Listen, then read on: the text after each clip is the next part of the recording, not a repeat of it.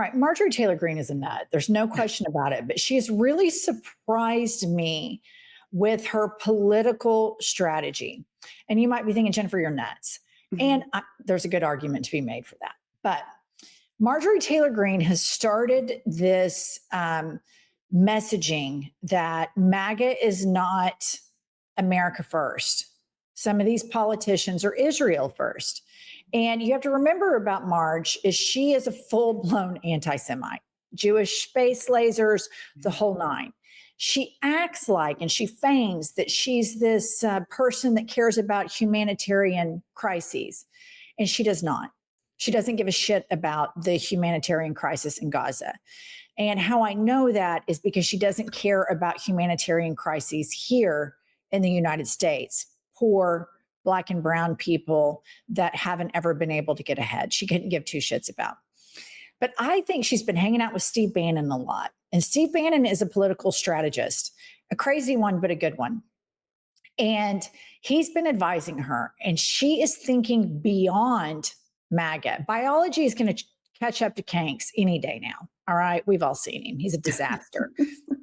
And she's positioning herself for higher office, in my opinion. President, I don't know. Maybe a senator, maybe something else. But she starts saying shit like this, and Pumps has some reporting on what she's saying right now. And there's two ways to look at it. Number one, even assholes have moments of clarity. Right. And number two, she's positioning herself for higher office at some point. Pumps?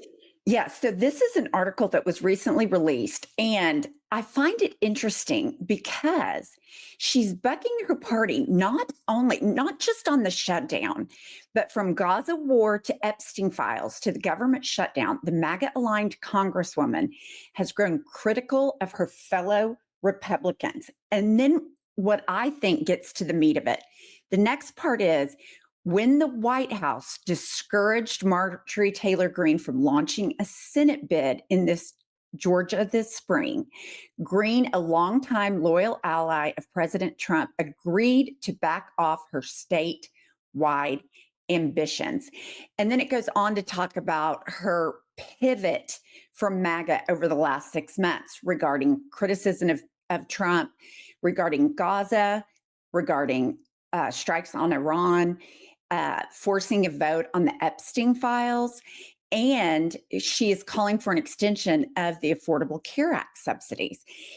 So this whole time, I agree with you. Like, she's crazier than a shithouse rat. But is it because she's ambitious? Because we know she doesn't give a shit, like you said, about humanitarian issues. Or is she mad at Trump? I mean, I could go either way on I don't know that she's mad at Trump as much as it surprises me that she has made the calculation, or Steve Bannon has advised her to make the calculation to take an economic populist message and to start beating the drum right now.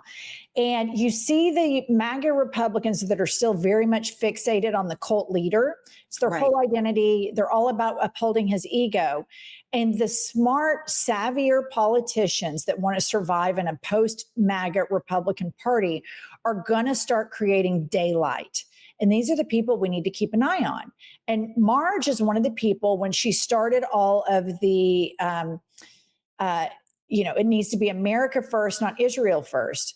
Obviously, there's a much larger conversation, but here's the problem with that. That messaging is two women from a red state, you guys. For those of you that the Israel-Palestine thing is a major, major issue for you, I hear you, and I'm with you on that. And where are our voices going to be when this genocide is over? And I'm glad that we're all on the side of being opposed to it. The fact of the matter is, millions of Americans don't know where the fuck Palestine is. They don't know where Israel is. They know their pastor says something about Israel.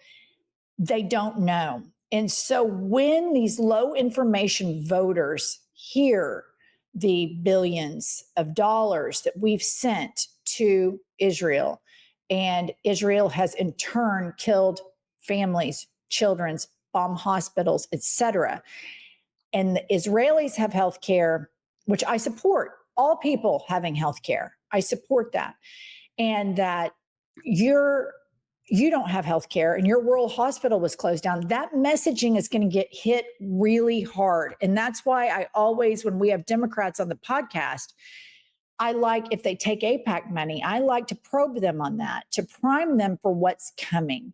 And the fact that a lot of these people are getting outflanked by Marjorie Taylor Greene is a huge problem, because Marjorie Taylor Greene's intentions are rooted in anti-Semitism.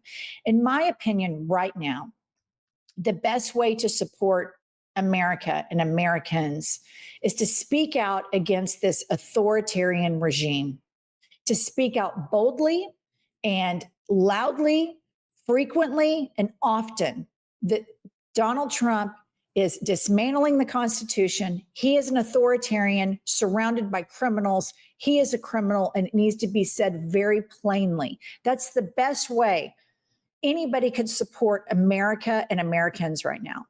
Likewise, the best way that I can support my Jewish friends is to have moral clarity and to speak out against the war criminal Benjamin Netanyahu, and to speak out against the war crimes of the Israeli forces.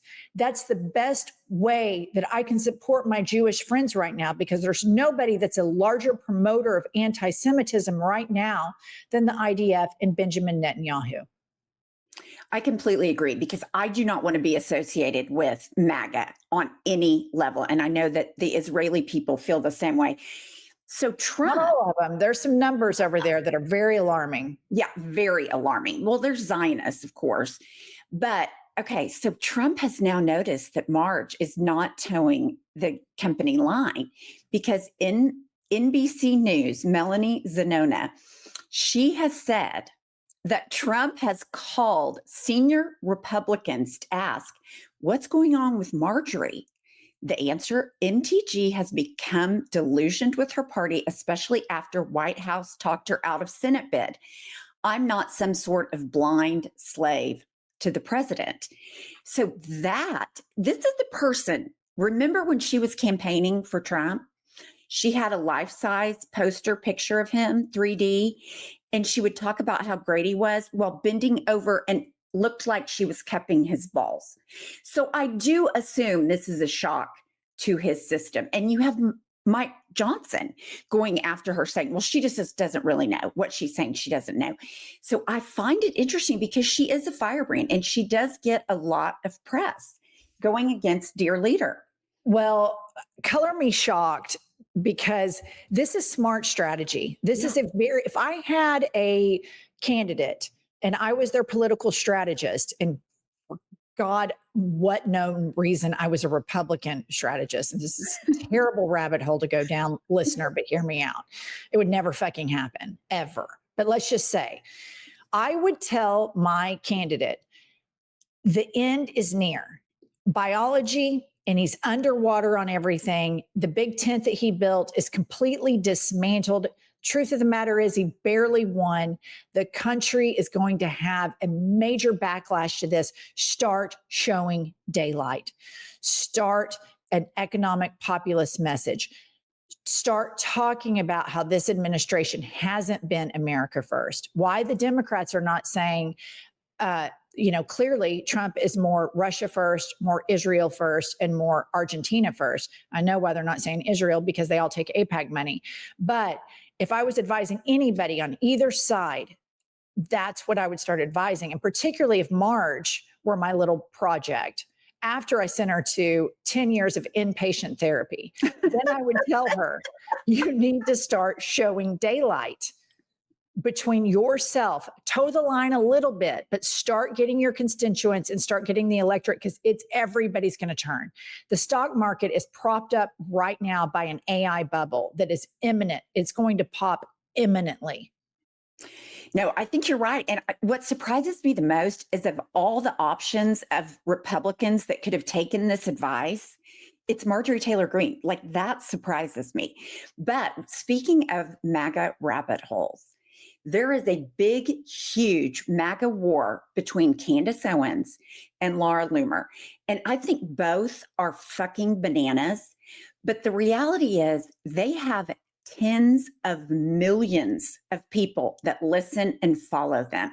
And what the crux of it is Candace Owens is saying that before Charlie Kirk's death, he was going to go anti-Israel.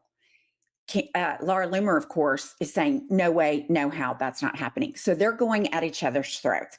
So this is what Laura Loomer is saying about all the other women of MAGA and Tucker Carlson, who's also anti-Israel in terms of the war in Gaza. Okay, Laura Loomer says, MTG is now peddling Candace Owens' Jew hate conspiracies. MTG, like Tucker and Candace, want to rip apart evangelical coalitions in the GOP to undermine Trump. Notice Trump doesn't even associate with her anymore. There's a reason. You know what is the craziest part about this post? Is that Laura Loomer has Trump's ear. That's the fucking craziest thing when I think. Here's the deal. Here's the deal with these two. Laura Loomer is one of these people who's fixated on MAGA. And when Trump biology catches up with Kanks, the cult is going to dissipate. It already is starting to dissipate by looking at that Twitter exchange right there. Right. And it's already starting. And so you're going to have the people who are jockeying for their position in a post-MAGA Republican Party. Laura Loomer, I don't know what's going to happen to her. But here's another branch of this that we have to realize is very real, is J.D. Vance, Stephen Miller. I heard that Ted Cruz wanted to run for president again. Lil Marco is probably going to run. These people are not electable. The cult is not going to unify behind one of these unlikable, unfuckable characters that they're just not going to. And so Stephen Miller knows this and J.D. Vance knows this. So that's why they're trying to consolidate power in the executive branch via the courts. SCOTUS has been somewhat cooperative with the shadow court. They're going to have a reckoning when they actually have to go back in session and write up these opinions. And we'll see if any of them reverse. But they want then when biology catches up with Kanks, it's just handled. It's just passed over. And so it's not, are we on the edge of an authoritarian takeover? We're right smack dab in the middle of it. So we have to fight a lot of things at one time right now for those people that are independent, progressive, libs, or leftists. One thing is we have to keep our eye on these people that are post-MAGA visionaries within the movement. Make sure we keep browbeating her, Marjorie Taylor Greene, because she's a nightmare. She's a disaster. She's an insufferable little twat of the highest order. There's no question about it. Laura Loomer, when Trump's gone, I don't know that anybody's going to give her that kind of I agree. Nut. And then we got to keep browbeating Stephen Miller and Lil Smokey, Little Smoke, failed drag queen, J.D. Vance. And we need to keep pointing out he's a failed drag queen. We think he's a closet queen. He's a part of the DL Demon Queen community. Moses Mike Johnson is a part of the DL Demon Queen community. His Grindr profile is going to come out any minute because one of the through lines that keeps the cult together is this toxic misogyny. Right. So yeah, we can sit here and talk policy and stuff, but I also think it's helpful to just get out into public spaces that, look, a lot of these MAGA men are happiest in homo male relationships. I mean, all they do is talk about men. All they do is talk about their masculinity. It's pretty fucking gay. And I hang out with a lot of gay men all the time, and they don't talk about other men as much as MAGA men talk about men. And so I think that's something on our platforms that we can keep doing. And that's what AOC did in her like TikTok live or Instagram live. These people are dorky DL demon queens. And Laura Loomer is a total insufferable twat.